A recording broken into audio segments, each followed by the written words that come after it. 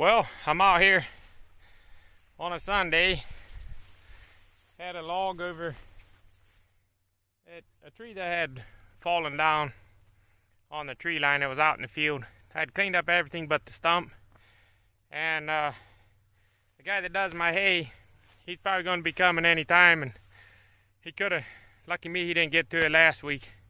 So I cleaned that off the field. That way he doesn't have to get a big surprise bump out here in the field. But I just can't believe these fields this year. They're thick and tall and rich. And this here field I'm in right now, it's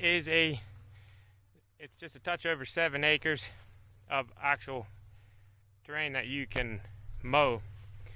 And man, when I took over this farm 10 years ago, because of poor management by us, as young people that didn't know what they're doing, this hayfield, I mean, it produced, the 7 acres, it only produced 6 800-pound round bales. It's horrible. And then the field just beyond back there is it's 10.8 acres, and that field had been producing only like 16 round bales, 16 to 20 800-pound round bales. It's very, very poor yield. But I've only been doing, I went down the regenerative wormhole.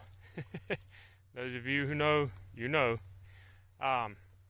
With the cattle, I still mowed it, but instead of just leaving that piddly little second crop, I'd graze it, and then I'd feed round bales out here, and still not, amazing.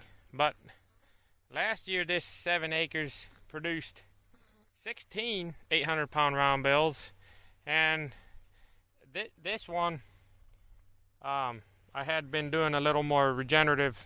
Like I'll experiment with my worst field first, and this one here, I've had hay on it for years, and this year I've got the thickest stand of hay that I've seen so far. I'm expecting 18 bales, maybe 20. Hard to judge until you mow it. But that 10.8, that's the best looking I've ever seen it. And I've only been on this regenerative pathway 5 years, with rotational grazing and whatever, moving the animals around. I ain't going to put a name on it, because then somebody's going to pop off like, man, rotational isn't what it is, whatever. Won't get into that. But the point of this video is, in only 5 years of different management, I can see a huge increase in yield. And I got rid of cattle that didn't fit my system, and I was tolling out the worst ones.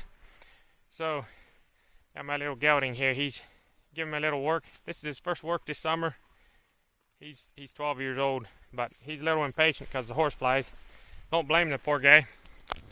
But anyways, boy, it don't take much to get me to lose my train of thought. The regenerative pathway, and I could see the huge increase in, not really biodiversity. I mean, I just had, not planted fields, but it was just whatever grows. We had daisies and all kinds of different species of grass and forages. I live in central Wisconsin, and we just seem to be blessed with that. But just having a diverse mix of species don't do shit if you're not managing them properly. And I'm still learning, and I can't believe the little that I did actually do. I cannot believe how much difference it's made already. Trying to do this stuff nights and weekends, and while I was on my way, I had my small cattle herd of 10 cows. It become profitable for me, and almost no one believes me when I say that, but I got the numbers. I'm not an idiot. Yeah, on a small scale profitable, but I had the blueprint to expand, and I was ready to start expanding, and then the situation we're in here as far as land management and with the owner, our business relationship fell through. So I don't get to do it here on these 119 acres anymore. But I've paid for 20 acres, and once we get established there with our living situation, then I'm going to start trying to expand again, renting pasture or no more renting without a written contract. Absolutely not. I will not do it. This is a sour spot to me. I lived here thinking that my work is paying rent and working and improving the property, thinking that it's going to be mine one day. So guys, if you're going to do this business, yes, it's easy. There might be people around who don't use the field, and they don't care about the field, and they're just happy that you use it, no contract needed. But if you have long-term goals and plans, get a written contract. Otherwise, you're going to get 8 years into a 30-year plan, and then the homeowner goes, wow, that's a pretty nice piece of property I got out there. That junk land and the land that was so sour, nobody really wanted it. I think you should pay me lots of rent now, so get it wrote down.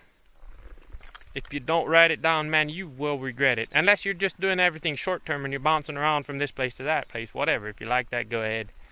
If you got a long-term goal in mind, get written contracts where you both sign it. I don't know if you necessarily need to get it notarized. I would, though. I just do it all legal. Get it all done legal. Make sure, ask a lawyer for advice, whether they're involved or not. Ask the lawyer what you should do to protect yourself from what happened to me. Invested a lot of time and effort into somebody else's stuff. Now we're moving. And I'm looking forward to it. It's just, I learned a lot, man. And as soon as I can get established with more property, I'm going to take the principles I learned, I'm going to implement them right away. And the second time around isn't going to take 10 or 12 years. It's going to take 4 or 5.